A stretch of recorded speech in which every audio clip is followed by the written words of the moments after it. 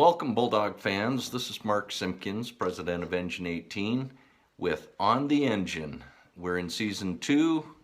This is episode 5. Our guest today is Michael Feuling. He is the athletic director and development officer for the University of Montana Western Athletics. Welcome. Yes, thanks for having me. I appreciate it. You bet. So we can just get things rolling right off. We met a few weeks ago at a send-off dinner for the Western Bulldog team to the playoffs, and you mentioned that you actually have roots here in Montana, that you're from Havre, I believe. Yep. And so where did you go from there? Yeah, so kind of the quick synopsis. Born in Havre, moved to Seattle when I was 4 years old. To kind of go back further though, mom grew up in Butte. Grandma and grandpa lived there from the time they were born to their passing. And so roots go very, very deep. We'd spend summers in Butte and travel through. And then mom and dad are Grizzlies, graduated from there. Okay. Pretty much in Seattle. Chose college at Western Oregon University, wanted a smaller liberal arts college, and didn't have a clue as to what I wanted to do. I thought I wanted to be a basketball coach. Graduated from Western Oregon with a business degree in sports leadership. Got to the point where I was selling camp basketballs. So I was coming in at 6 a.m. and leaving at 3 p.m. and then finally got a coaching job in high school, or coaching at high school. Coached girls basketball for about 2 years, and just there was more to life than selling camp basketballs and coaching high school girls basketball. And then I was very fortunate to stay in touch with the then president at Western Oregon University. And I expressed an interest if something ever opened up on the fundraising side, that I'd love to come back or keep me in mind. And one day in April, I got a call out of the blue that said, "What are you doing?" And I said, "Well, I'm selling camp basketballs." And he goes, "Can you be here in 2 weeks?" And to be our athletic fundraiser for the college, my alma mater, Western Oregon. Was there for about 10 and a half years. Did everything essentially on the external side, fundraising, the Booster Club, sponsorships, our big auction, golf tournament. Cool. And then wonderful COVID hit, and I was a COVID casualty. And then pretty much for the last 9 months prior to this was a development officer at a community college, just trying to stay in the development ranks. And there's always a blessing behind everything. I was able to coach my twin boys, 8.5, in flag football. I had play sheets designed, everything else. It was great. It's always fun. So then that leads me here, and just truly fortunate and blessed to be here. Well, we're happy to have you. So what kind of activities did you engage in your youth? For, I assume, basketball and football, soccer? Yeah, so started off soccer, but then quickly realized it was between baseball and basketball for me. My dad coached in Havre, and I've come from a long line of coaches that coach basketball, so basketball was always there for me. But then as I got older, kind of into my last 2 years of high school, really picked up running and doing track and field, and I got slower, but my endurance was a little bit better, so I got into the middle distance cross country. Okay. And cross country was one of the best because it was just a bunch of kids with us running, and the conversations you had were phenomenal. There was no worried if you played or you didn't play. You just ran and had great conversations. So those were the types of things I did. I enjoy the long distance running and cycling and stuff to kind of just clear your head and be able to be a good father and doing a good job as a husband and doing that. So good. On the Montana Western website, there's a quote I look forward to creating a championship experience for student athletes and set them up for success in the classroom, in competition, and after they graduate. So, kind of a Yep. big statement. Yep. What's your plan? How do you Yep. foresee this going? For anyone that hears me talk, whatever we do at Montana Western, it's about the student athlete experience, and that goes down to the the types of facilities that we can do, the schedules that we can accommodate them with, making sure that they have every tool to be successful on the court and off the court. Whether it's one of the things that I plan to do, and once the drinking from the fire hose somewhat settles down a little bit, is have mentor nights where we bring in a number of different alumni from different areas of business, teachers, things of that nature, and we talk about how they got to where they got, making those connections.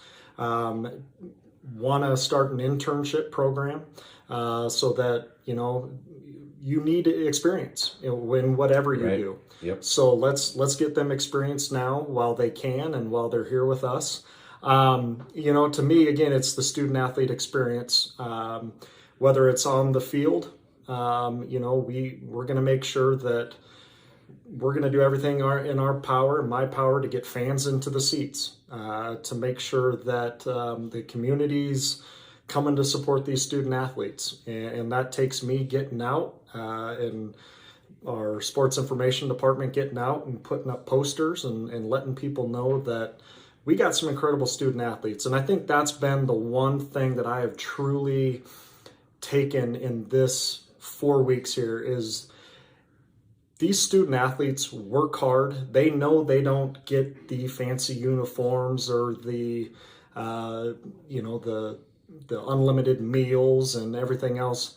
They just flat out work their tail off in the classroom and on competition, and they don't care. They don't care if they have to stay up till 11, 12 o'clock at night. They get the job done. And so for me, it's to try to make sure that I prepare our coaches. I make sure that they get proper representation, across campus, and we're good campus partners back and forth. And we're just doing everything in our power to make sure that everyone has the tools they need to be successful. And with the fire hose, we're still learning what those tools are and what they need and things of that. But we're so far the future is bright, and really looking forward as we kind of continue to move forward, putting those things in place. And I think it's also important as we're talking about those things that are needed. We hear, yes, we're going to have the coaches. Coach is going to be in my office going, hey, we need this, we need that, and it's already been there. But we also need to hear from the students. We need to hear what they need. If they need extra support, let's work with the student success program. Let's work with our counseling program. Let's make sure they have everything that they can do and they need to be successful and be able to retain them and keep them, and then build a program where kids across the state of Montana and all over the country want to come to Montana Western and Dillon. Cool. You made a couple of references about drinking from the fire hose, and yes, you've only been here for 4 weeks. First day on the job. We could extend this out to the first 3 days. What was your first day? 3 days. It was, you talk about, it wasn't just one fire hose, it was about 3 or 4 fire hoses. And I was trying to get the football team to Kentucky. And I do have to say, and I will continue to give her credit for the rest of my life, Janelle Hanlos has been an incredible resource, and it's just a blessing to have. And she has helped me. She did all the pre-work to get our charter flight ready to go for Kentucky. Friday morning, This would be the third day on the job, I believe. Friday morning at around 6:15 in the morning, we're ready to depart. I want to say it was around 12 to go to Bozeman. I get a phone call that says our charter plane's delayed, and they'd give me a call back in about 15 minutes. Well, 15 minutes turned into an hour, then turned into 2 hours. And the long story of it goes is our game was set for Saturday at 12 o'clock. Got pushed to Sunday at 12 o'clock because we didn't leave until 8 a.m. Saturday, and dealing with charter planes and charter companies. And I think we were set to take off about 3 or 4 different times. And it was nuts. But the thing, again, I go back to, and this was one of those experiences or things that I was talking about. I talked to the team, I think about 2 or 3 times, and just kind of gave them updates. And they both came up, all of them came up to me and just said, doesn't matter, we'll be there. We'll be there ready and raring to go. We've been through this before. We're ready to go. And that just made me work harder. That made me, again, just be even more. And I think, and then it was topped off. I was proud of how our guys played. It was raining. I'm from the Northwest. That was some different rain. It rained. It rained, but I have to give credit, and I have no problem saying it. Our fans on that side in the pouring down rain were incredible. I looked across to their home side, and you had fans kind of sparse, but then they were all up under cover. Not loud, not cheering. It didn't matter. Our fans were cheering until the final end. And so as I called my wife on the bus drive back to the airport, and I said, if this is any indication of what my first week is like and first couple days are like, I said, it's going to be a great opportunity. So you've been on campus for about 4 weeks now. What are your thoughts about the block program, and has that caused you any issues or anything like that you're not accustomed to coming from a semester's type? Not yet. As we're looking to plan homecoming and Bulldog Bash and some other events, and we get into that scheduling, you obviously want to have the most, as we talked about, the experience and an atmosphere, and you want your student population and people to be, your faculty staff to be able to come to games, and you want your other teams that are in season to be able to come to games. And so nothing major as of yet, but I it's a heck of and I'm still not quite sure on all the nuances of the program and the thing, but how everything is described to me, coming from my experience as a student in college, I love the ability to focus on just one area for an X amount of time, and I feel like you can really get a full-on knowledge and become very skilled in that area in what you're trying to do. It reminds me a lot of the master's program that I took a few years ago, where you had one class for about 8 weeks, and that was your class, and you were dedicated and you were focused on it. And I felt I truly learned, you hate to say it, you learn more that way. Sure. Because you truly do have to focus in and get the work done.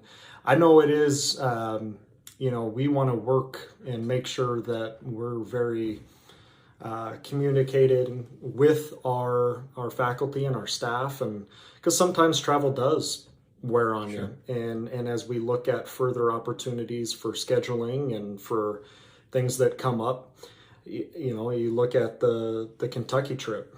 Some of the football players, they're having to say, hey, I'm not going to be here, and then all of a sudden, so again, they're student athletes first, so we have to make sure that we're getting and communicating with those. But so far, I think it's great. I think it provides a heck of an advantage, I think, in terms of when our coaches are out talking to potential, Bulldogs. And when I interviewed initially for the position, I think it could be a way of how schools may be going in the future, just with the ever-changing landscape of higher ed and what's taking place, Zoom classes now, and the fact that Montana Western's already doing it and ahead of it and doing it well, I think it's a huge advantage for us. Sure. You spend a lot of your time, or in the past, a bulk of your time was in the development and fundraising side. What are your thoughts on creating a positive community relations? To me it is, and I've always said I hate sitting behind my desk. In fact, my last job, the one that I was prior to this, was sitting behind the desk. I would text I go, I can't do this. I can't do it. Getting out and meeting the people that make this community run and the people that support your programs and support your student athletes is absolutely critical. They are investors in some shape or fashion. They're season ticket holders, they're tailgaters, they're boosters, they're contributors, they are internships, they have employment. And when you are in such a small, tight-knit community, you have to be a good community partner, campus partner. And that is one of the things that I am truly focused on, is to meet. And I told Chancellor Reed when I interviewed that my goal is 75 visits in 75 days. It doesn't matter if it's meeting with someone on campus. It doesn't matter if I'm meeting with a constituent, whether it be a coach or student athlete. Getting the scoop, understanding what makes this community work and how Montana Western and Montana Western athletics fits into this community. It's very important. The great part about sports, people always ask me, well, why do you care so much about sports? And what is it about sports? Sports provides an opportunity.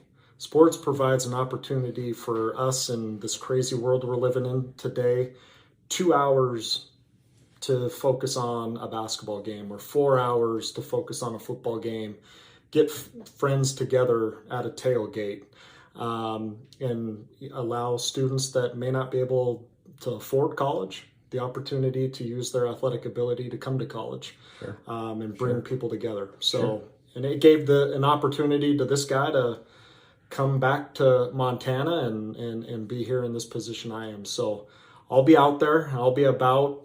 That's part of what I'm going to use the next couple of weeks for, is to get kind of those little policies, procedures set to bed, and then first of the new year, really getting out and meeting with the people. Well, good.